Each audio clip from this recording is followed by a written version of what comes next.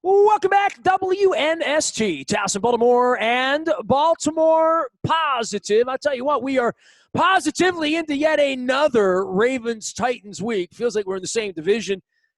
Play each other often enough. I feel like I'm going down there, they're coming here, and even some of our old friends here in Baltimore have worked their way onto the beat down there with the Tennessee Titans. Turron Davenport was in Owings Mills, then he was chasing world champions around up in Philadelphia, and Jimmy Schwartz, now covering all things Titans for the worldwide leader at ESPN and the NFL Nation. You can find him at @Davenport_NFL. I remember running into you at 6 a.m. coffee in Indianapolis at Combines on 5-degree mornings, and you and me and Luke braving conditions out there to go chase around Cam Newton or whoever it was at the time. The Titans thing, man, this is a really difficult week for the Ravens on the backside of Nick Boyle and losing and where they are and the Steelers. The Titans and Derrick Henry probably the last thing you want to see coming in here right now, Turron.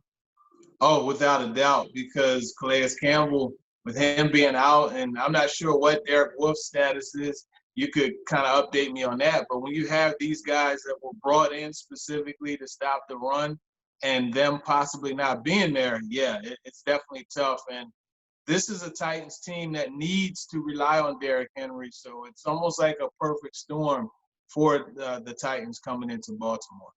Well, and for the Ravens flipping around in the rain the other night, I know you watch every game in the league.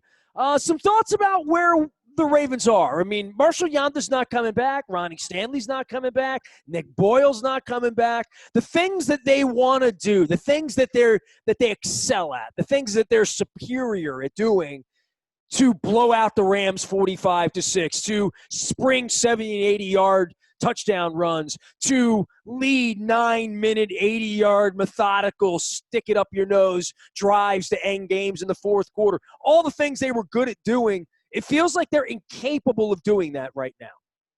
It's got to be tough for them to not have two of the best offensive linemen that have played in the league over the last couple of years. Obviously, the Marshall Yanda situation there was time to make adjustments there, but you're not just going to grab a Marshall Yanda. There's no awesome offensive lineman tree that you could just grab an apple from and put it in there. And then Ronnie Stanley, his sudden injury, that makes it tough. I think you have to look at what Greg Roman has always done and go back to Buffalo, and even before that, San Francisco. He's always focused on being able to run the football. So it's no wonder this Ravens team, they want to do that.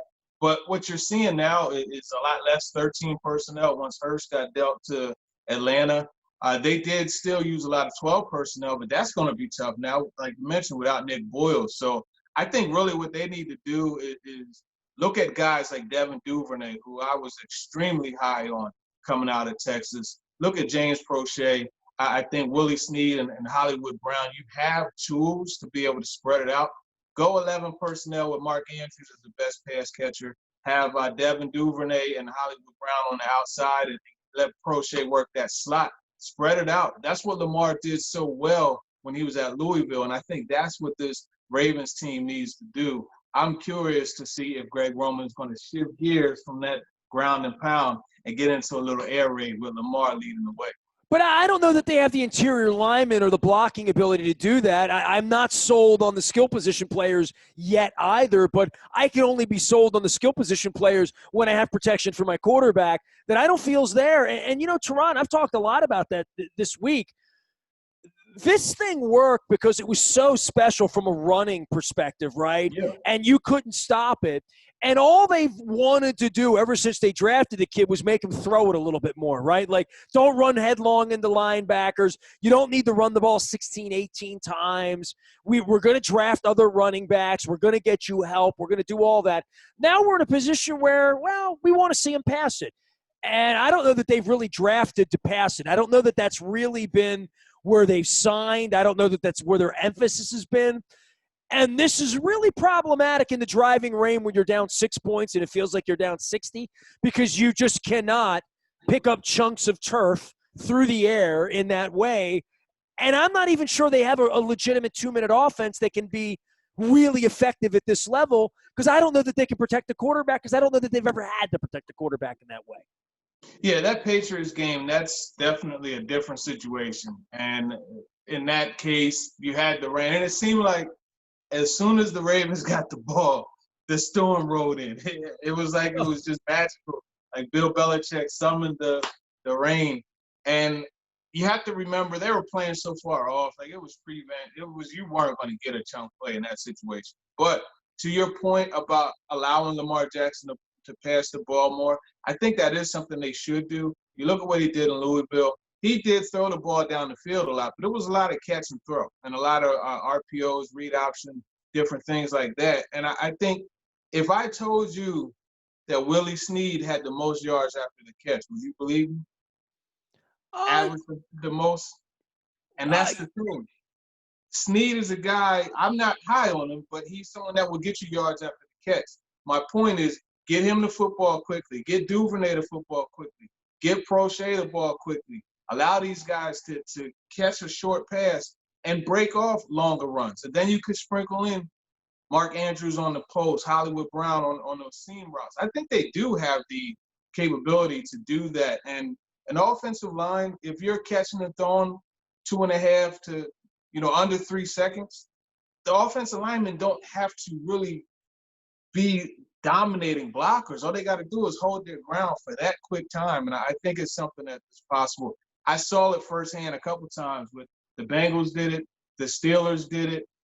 Just recently, the Colts did it against the Titans as well. So it's possible. I think that team is one that can do that. Turron Davenport covers all things Titans for ESPN and the worldwide leader. He is at _Davenport_NFL. Give me a little look at the Titans and what's going on there to make it a lot less effective. And you talk about the O-line and blocking. I mean, the loss of Taylor Lewan is massive for the Tennessee Titans.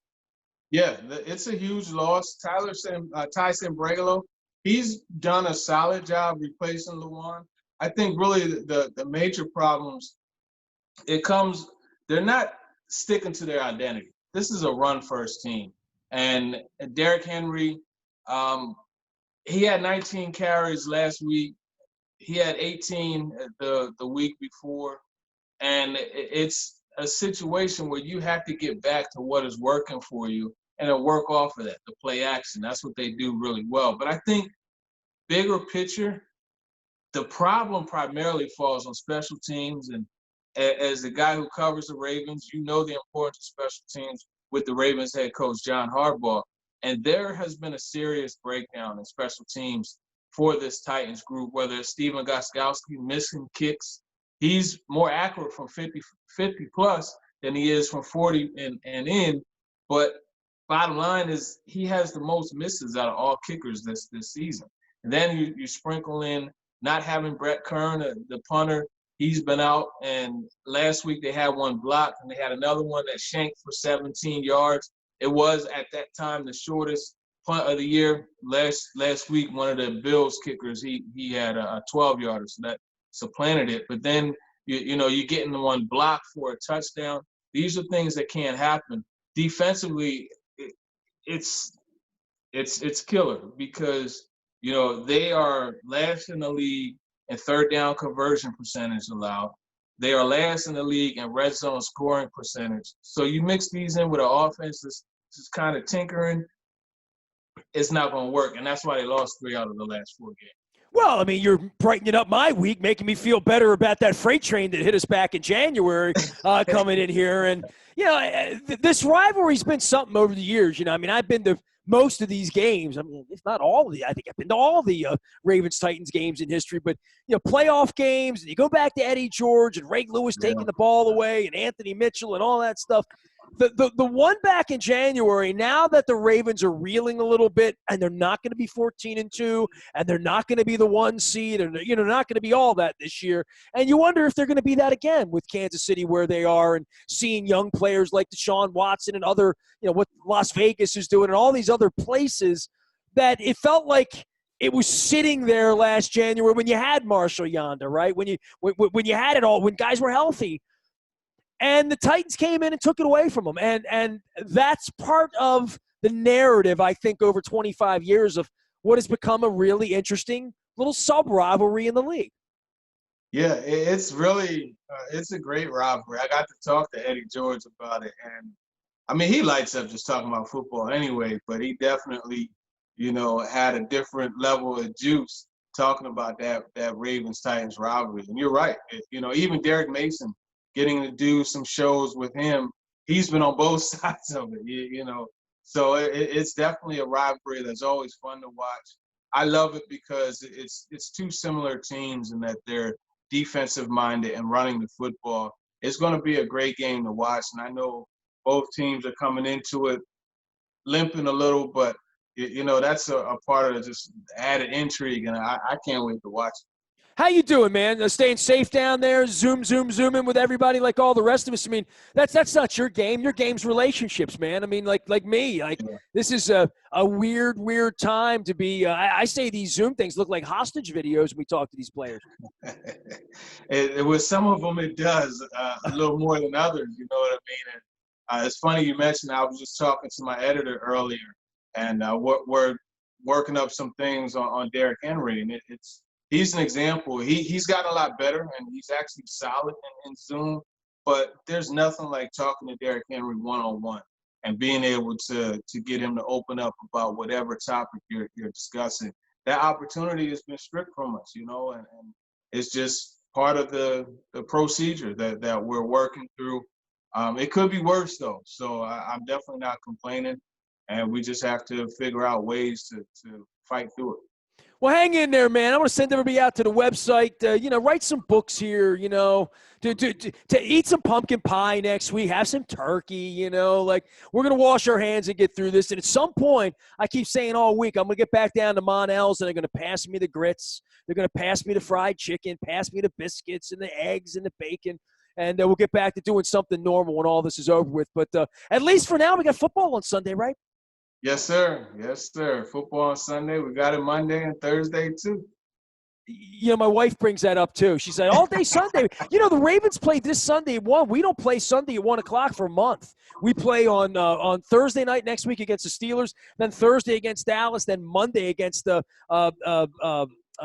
Cleveland Browns. We have a weird little time coming here over the next couple of weeks for Ravens.